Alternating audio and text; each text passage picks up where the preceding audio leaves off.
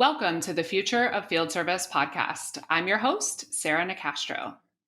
We talk a lot on the podcast and within the content on Future of Field Service about how organizations are focusing and making progress with innovation related to all of the opportunity that service presents. Today, we're going to be talking specifically with Joni Chapas, who is the Vice President of Field Operations for Brinks Home, about how Brinks Home is tackling this issue, challenge, journey. Joni, welcome to the Future of Field Service podcast. Hi, Sarah. Thanks for having me. Thanks for being here. So before we dig into the conversation, can you start just by telling our listeners a little bit about yourself, your background, and your role at Brinks Home? Sure. I actually came to field service in maybe what would be a little bit of an unusual path. I really spent most of my career at a telecommunications company, and I was on the IT side of the house there.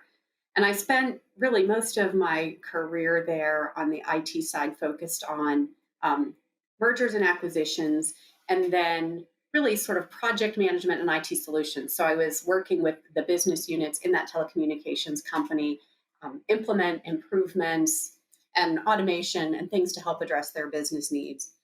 So when I left there and came to Brinks Home in September of 2019 to shift from being on the IT side to coming over to the business side of the house, where I came in as working in the operations support organization, and really found that it was pretty ethical. A lot of those skills that I had learned in working with the business on how to implement solutions to improve their process, I could really bring to bring to the table in the new role.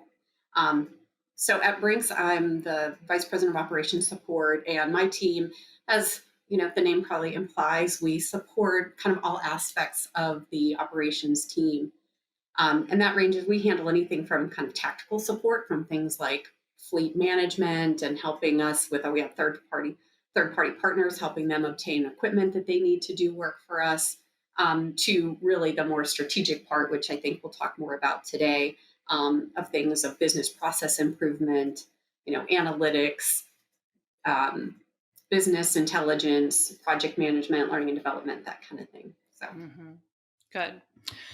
So, as I mentioned at the beginning, there's a huge amount of change underway in service at the moment, both in terms of customer expectations and market demands and ways that organizations are evolving and modernizing their service delivery or business models. And then you have technological change. There's a lot going on. And I think I wrote an article, I don't know how long ago, but it was sort of about the idea of the dichotomy of service leadership, right? And so this concept that as the landscape changes, leaders have been tasked with the huge challenge of innovation while also needing to keep pace with their quote unquote day job or all of the day-to-day demands of the work. And so with your role, the idea that Brinks Home has is that innovation can be led by a dedicated team that sits alongside operations, right? To sort of balance that workload and help spearhead some of those innovation-related efforts. So I think I explained that correctly. If I didn't, please correct my explanation, and maybe talk a little bit about, some of the reasons that it is so difficult to expect innovation from operational leadership. Yeah, I mean, I think it's just the fact that there's always in operations, there's always a fire that's closer to you than that, smoldering ember that's out in the woods. Now, that smoldering ember might end up being what's going to lead to the forest fire that really can be truly, severely detrimental if you don't, if you don't stay on top of it. But before you can even look to that, you have to be dealing with what's in front of you. So, I mean, we look to operational leaders to make sure that they're managing your day-to-day metrics. I mean, that's what you're looking at. I kind of use the example of, most call centers in the world have, a ticker or some kind of screen that is up on the wall of their call center. Maybe now that a lot of folks are remote, they don't quite have that, but where you've had where it's kind of showing how many calls are on hold, what's average handle time right now, what's the abandon rate for calls that are coming in. So we have things like that that are, flashing before these operational leaders their eyes to make sure they're keeping up with those day in, day out, minute by minute stats of how things are going. So to then also, really expect that, oh, and hey, and by the way, in the next, quarter or next year, we need to see this overall, improvement in those metrics. It's kind of tough for them to have that dual focus. I mean, again, you can use a whole host of analogies, but it's the same thing. Like you can't really read a book, if you're sitting, sitting on the beach. You can't really both read your book and watch your kids that are running off in the distance, right? You really can focus on one or the other.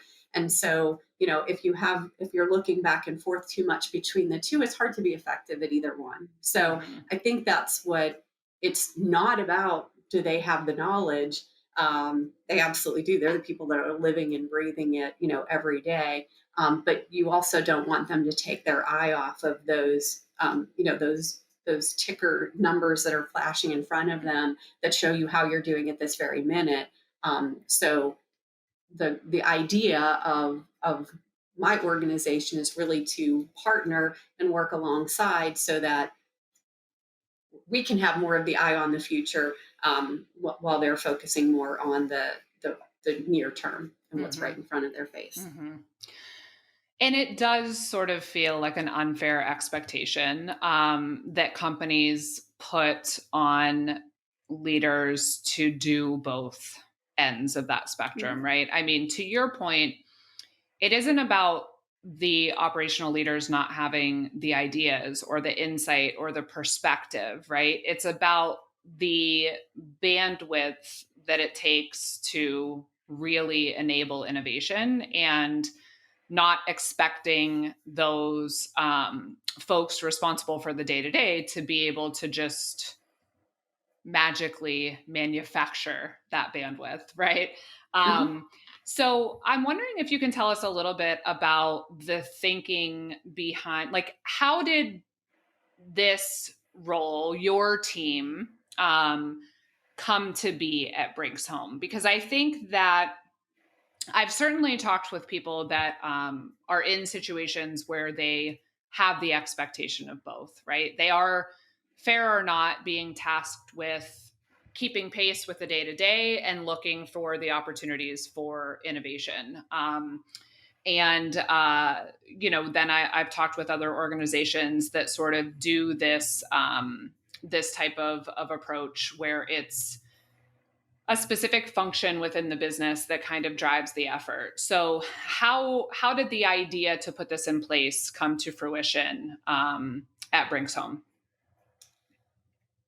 Well, it started off really with, when I came to Brinks with the idea of coming into operations um, to kind of help find continual process improvements. But it was really it was really to focus on project management. So I said I was, was in IT and telecommunications for the earlier part of my career, but that was, let me be clear, I was never a real techie person. So I was always I was within IT, but was always more on the, sort of, again, solution side and project and program management. So when I came to Briggs, it was really with that idea of, hey, we have some large operational projects and we just need, project management to sort of help see those through. So I kind of came with the idea of sort of establishing a project management organization within operations to just help drive those things forward. But what we kind of quickly found was that we wanted to expand that and and not just help execute, um, not just help, manage the execution of those, but to really help with the strategic analysis, because it really does tie. The operations folks are, they have ideas of what are some of the strategic things that need to happen.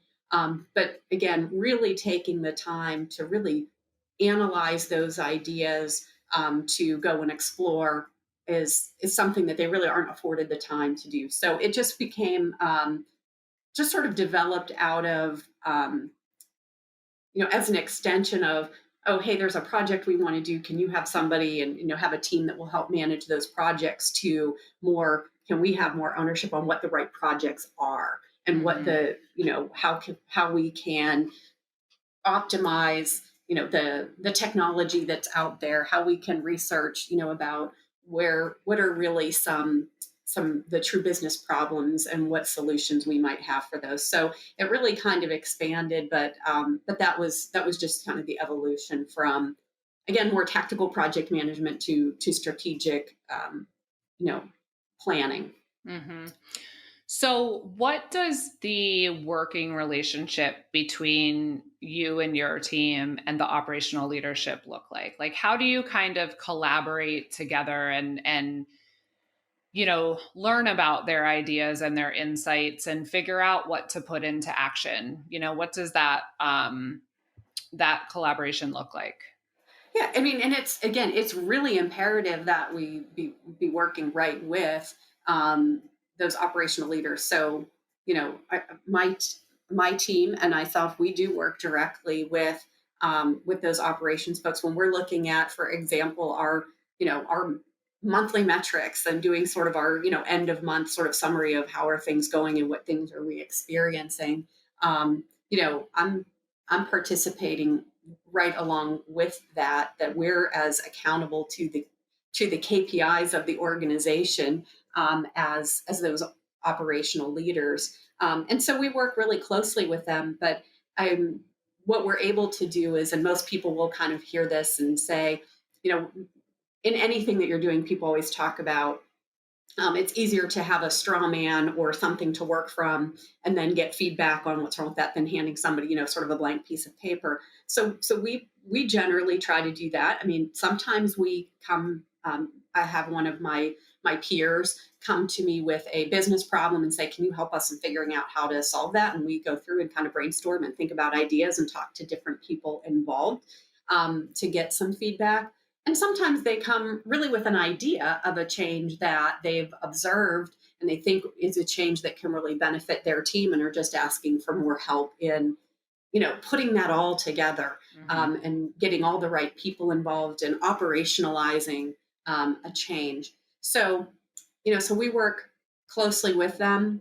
Um, and what we do, going to my straw man point, is that we're generally taking and creating those straw mans, whether it's based on an idea that they feed us, or a business problem, or something from, even higher level leadership, that we can go through and say, sort of, here's a straw man for how this might work, or a change that we could make, and then let them kind of tweak and edit that, where Hmm. if they're truly, without us, it's like somebody handing them the blank piece of paper and saying, now you have to go draw it all yourself.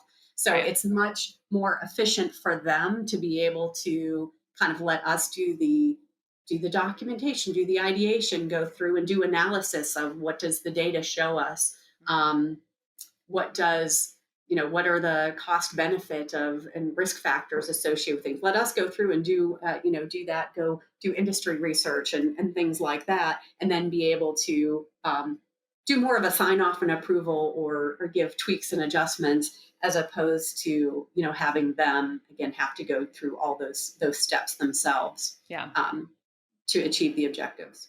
that makes sense. So, how would you describe the biggest advantages to this structure that you have set up at Brinks Home, where your team is working alongside operations to drive innovation?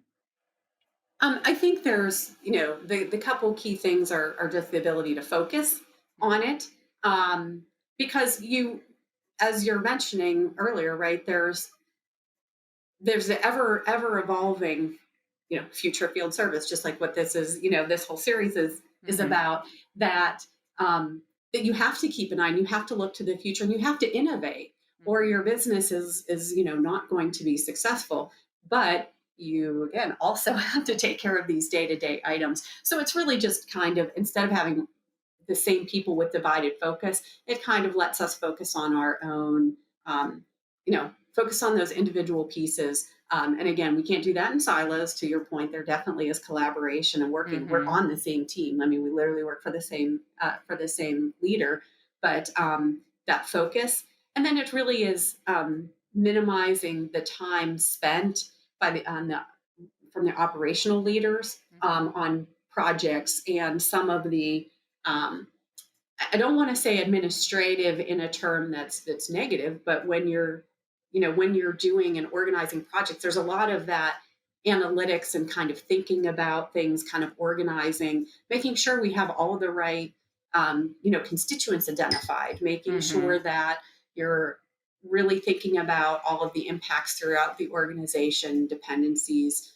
costs, timelines, all those kind of things that we can focus on. And those operational leaders really don't need to think about that. They need to think about the impact to their operation, or what is the business need that they have. Mhm. And so we get to kind of take some of that off of their, those other pieces off their hands that, let's be honest, are critical to the success of longer range projects. Right. But if you have a leader that is also responsible for, day-to-day metrics, this is probably the stuff that's sort of slipping through, right? The Mhm. cracks. They probably, not because they're not capable, but because of the time frame that they have, that they probably aren't able to get to as thorough of analysis as they might like here. Or maybe the Mhm. communication piece, kind of, and coordination with other parts of the organization, maybe falls through the cracks a little bit. So Mhm. it helps for a little bit cleaner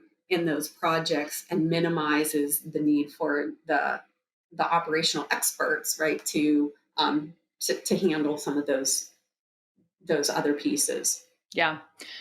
No, that makes sense, and I think you're right about what slips through the cracks, right? It's the less urgent it is, the easier it is to postpone. And I think, that's one of the important things to have folks understand is that, the pace of change today and the degree to which companies are innovating, there is a need to dedicate specific resource or make investments in the longer term strategy and the innovation that's going to get you there. Whether that's a structure like what you have at Brinks Home, whether that's you know uh, consultants, whether that's, some other structure, right? It doesn't necessarily need to be prescriptively done in a certain way, but it absolutely is important, I think, in terms of keeping pace strategically,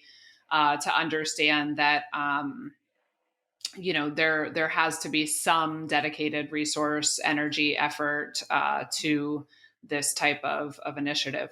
Um, so, are there any drawbacks to this approach that you would caution people on?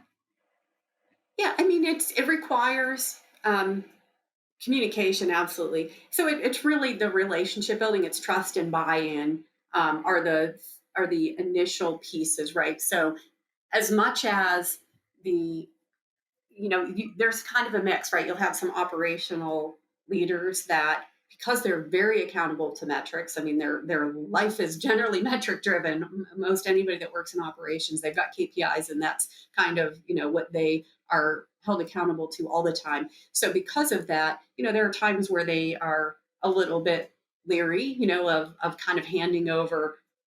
Um, Seemingly handed over some control of Hmm. projects or things that are going to affect those to somebody outside of the team. So they really do have to um, build that relationship of trust and buy-in, and know that we're not making decisions on their behalf. They're part of it. We're doing more of the legwork piece. We're still, and we have to hold to that, right? We have to make sure that we're accountable to not be trying to implement change that they're not ready for, Hmm. to not be making decisions that impact them without their buy-in, Right. and to know that my team is just as invested in the KPIs that that they're held to as they are. Mhm. Um, so I think it's not that may not so much be a drawback as much as it is a just a it's a kind of a little bit of a it can be a little bit of a hurdle Mhm. to getting there. Um, Mhm. in some cases, you have folks that out of the gates are like happy as can be to have someone else that can. Hey, I've been meaning to try to get to this improvement for a long time, and I haven't been able to have anybody on my team focus on it. So here, I'm glad you're here. Go take Mhm. this. So you'll get some of those, and in that case, you'll get more work than you know than than you have time for. But there is really that factor of building the right collaboration so Mhm. that um, it is a balance of ensuring that those leaders also at the end of the day aren't able to come in and say, oh well, you know we were hoping that this initiative was going to achieve a 10% improvement in XYZ metric. That at the end of the day, if it doesn't achieve that, that they don't get to just look and be like, well, I don't know, Joni and her team did that. I don't know what the heck Right. they did. Right. So they're definitely, that's one thing, is that it can't be viewed as, it's not a throw it over the wall Mhm. either way, from my team to those folks, or vice versa, that it is collaboration, that we're in it together. So you have to make sure that relationship, it's really key to the success. Mhm. Yeah, I like the idea of making decisions together, but then you sort of are dividing and conquering when it comes to the efforts, right? So it's we have to decide together where we're going, but now, you keep doing X, Y, and Z. We'll go do A, B, and C. When it's time to reconvene, we reconvene. But to your point, it really allows both parties to focus on their responsibilities in a way that maximizes productivity versus trying to have either responsible Right. for both. Sure. So the next area I want to talk about, so when we talk about innovation, I think one of the biggest barriers to innovation, other than allocating appropriate resource, which we've already talked about, is the idea of organizational silos. So people kind of innovating in a vacuum with a lack of alignment on where the organization overall is going. So another big part of your role and your team's role is to aid in that strategic alignment and to ensure that the innovation that's taking place at Brinks Home is well coordinated, is in line with the company's objectives, et cetera. So talk a little bit about that aspect of things. Yeah, so and we're responsible for that kind of both within the various teams that make operations as well as outside of that. So the easy examples within the organization, we've kind of touched on it a little bit within operations, but we also again, I use learning and development is one of the areas underneath of my organization as well. So we might go through and look at when we hear about um, a challenge that we're having in operations. We can jump on that to go through and say, okay, what can we do? What can L&D do to help those with those issues, right? Mhm. So, I not too long ago asked my L&D manager to go through and review the latest set of KPIs for the operations team, and then to come back, and tell me to say, here are things either that we can build on in training that we already have. Here's development for ongoing development for the team. Here are resources that we can make available. But Mhm. it's again, some of that is making sure that we're not just getting complacent in, oh, okay, we have these training that we hire and we do these type of webinars and lunch and learns, but to go through and say it's actually directly tied to those strategic goals. Here are the Right. strategic KPIs that we're trying to do. But again, also as far as going across other organizations, um, I'm afforded have a little bit more bandwidth in my team to go through and have um, regular reviews and one-on-ones, and participate with product development, with sales, so we can look and see what's on their roadmap, what are they doing, and take some time to absorb that and think about what does that mean Hmm. What does that mean to where we want to go? How do we, from an operation standpoint, what are the impacts? How can we drive some of that innovation together? Again, it's just that ability to spend some time focus and thinking on that, Hmm. where from a really a more pure operational perspective, you typically are get like, oh, hey, sales is rolling out this new program, or whatever it may be, and then now let's kind of react to it, and Right. or even if you're doing it as part of a project, you're going through and putting those things in place, but you're not often looking at, and those operational leaders aren't often looking at sales. Where are you trying to get to Right. in the next year, 3 years, 5 years, where I can do more of that? So, Yeah. it's imperative that we can, again, cross the the silos of the organization, and I've built relationships with those other leaders, or say, hey, can I sit in on your monthly review or quarterly review, so that we Hmm. can get, that we can see where they're headed, and take that into consideration, and make Hmm. sure that we're all sort of headed in the same and right directions, that we can, um, align for strategies and innovation, because we can hear, hey, you guys, it sounds like someone's looking for a tool that that may aid in, um, in XYZ, but that really closely aligns to something that we want to do too. So maybe this Right. is, instead of in a vacuum, one group going and looking for a tool set, that we look together, and kind of go through and do the power of putting that together. Yeah. I mean, it always shocks me. It seems like it shouldn't be, but there is always a lot of missed opportunity within any company of those sort of, those collaboration points within function to Hmm. function, right? So having a team that acts sort of as a conduit for ensuring that those opportunities, you get ahead of them, instead of, to your point, it being reactive. Oh, you're doing this, great, we could use it this way. Getting ahead of that curve and thinking more strategically about the areas of opportunity across functions, so that you can be more intentional about those. It makes a lot of sense. So good. All right. And then the last area is around technological innovation. So your team is also responsible for innovation in terms of technology and digital transformation. So Right. this recently resulted in a partnership with IFS. And that is, something again where you're looking at how different tools can be leveraged across the business, to drive success in sort of modernizing the company's approach to technology. So talk a little bit about what that looks like in terms of working alongside operations to bring those digital transformation projects to life. Yeah, so we work, again, kind of to the point of working sort of across the silos, is that I also work pretty closely with our IT organization, Hmm. um, that, and then vendors, for example, IFS is this key one that we've recently been working on. But to work it with our IT team, and again, make sure that I understand what their roadmap is, and to get our needs on the roadmap, and to Hmm. be looking out ahead, of not just, hey, there's something that came up, we need to get a request in now, but what are the advancements that we want to be making.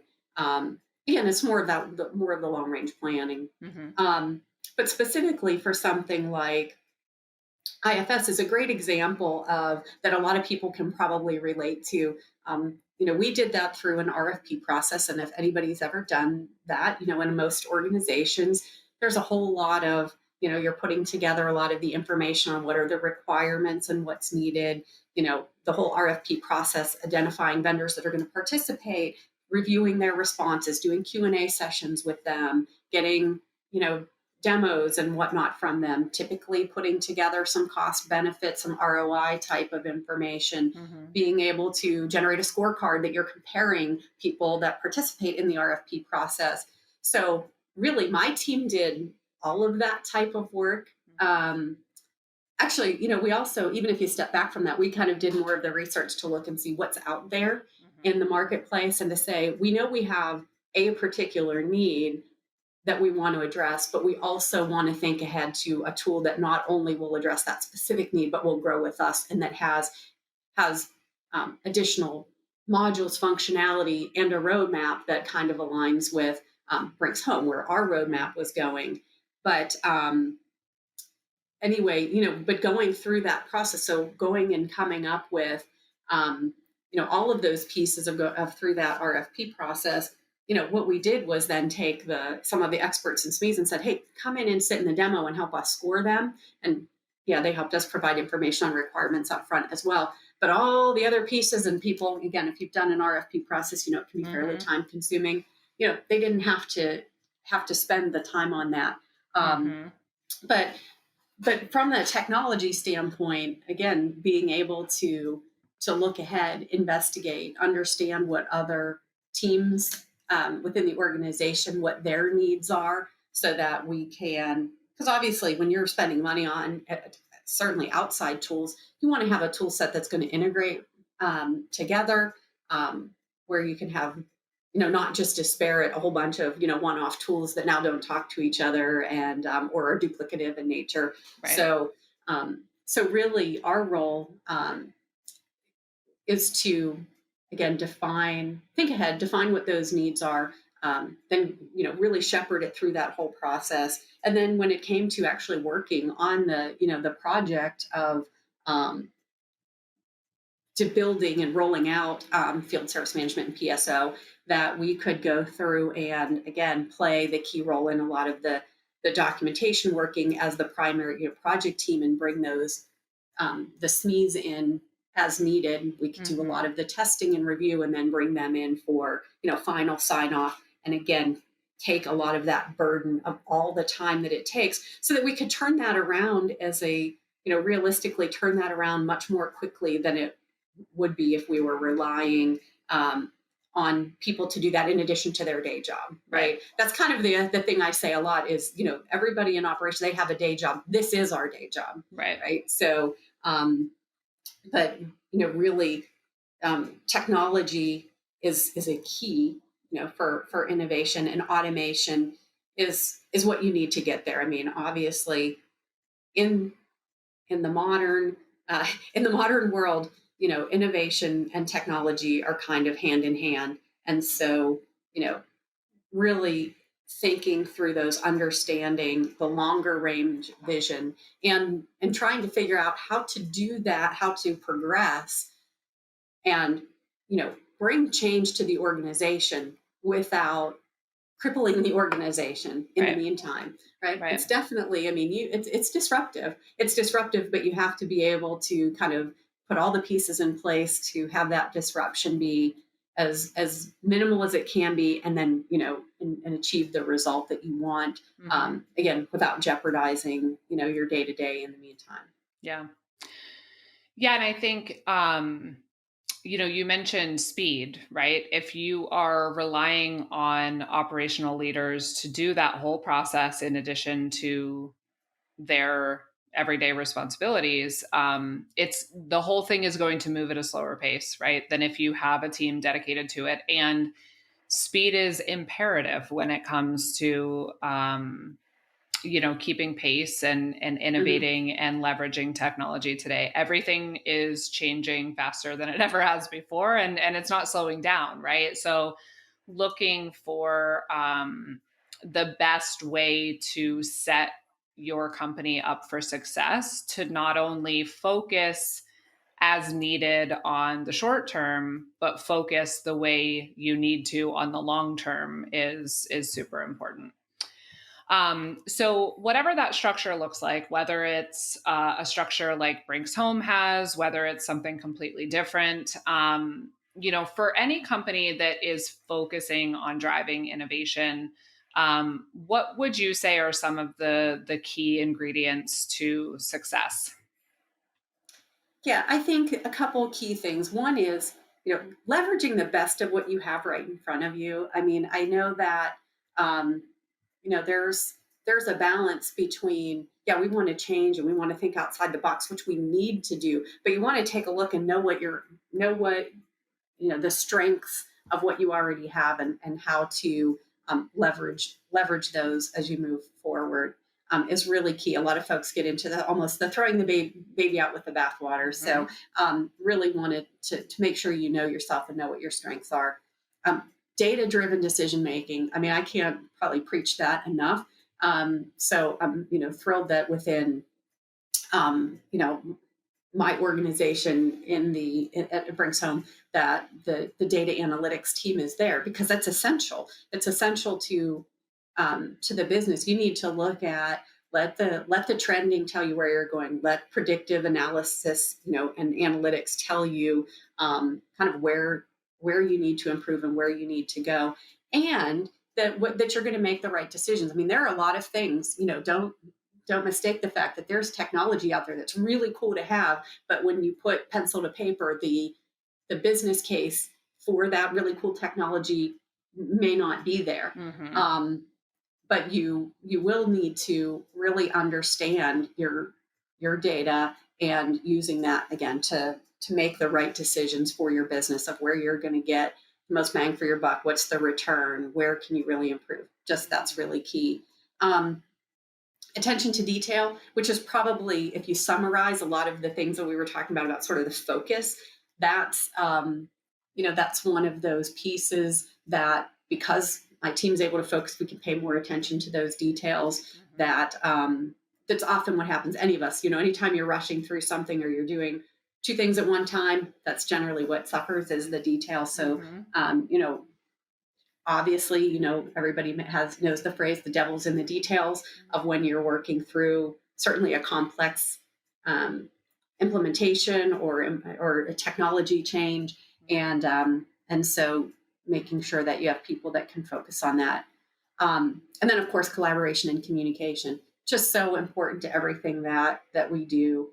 And you know, regardless of the organizational structure, like you were mentioning, um, communication and collaboration really has nothing to do with your org chart. Mhm. It's all about people. And so that's just one of my other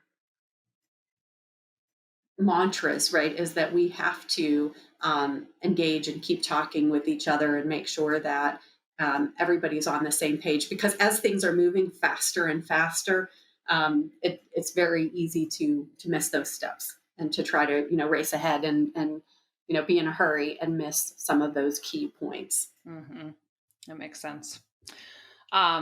Very good advice, Joni. And I bet there's going to be people listening to this podcast that are being tasked with the operational duties and the innovative duties, that are going to be jealous of the support that you're providing at Brinks Home. So it's a good model, though, I think, for anyone to kind of think about and to consider, and really just to do some critical thinking about what exactly the focus on innovation is within the business, and is it scaled to the degree it needs to be? Is it as effective as it needs to be? Are you moving at the pace you need to be, et cetera? So I appreciate you coming on and talking a bit Sure. about how you're doing that at Brinks Home, and thanks for being here.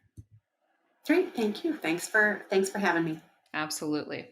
You can check out more of our content by visiting us at futureoffieldservice.com. You can also find us on LinkedIn as well as Twitter at the Future of FS. The Future of Field Service podcast is published in partnership with IFS. You can learn more by visiting ifs.com. As always, thank you for listening.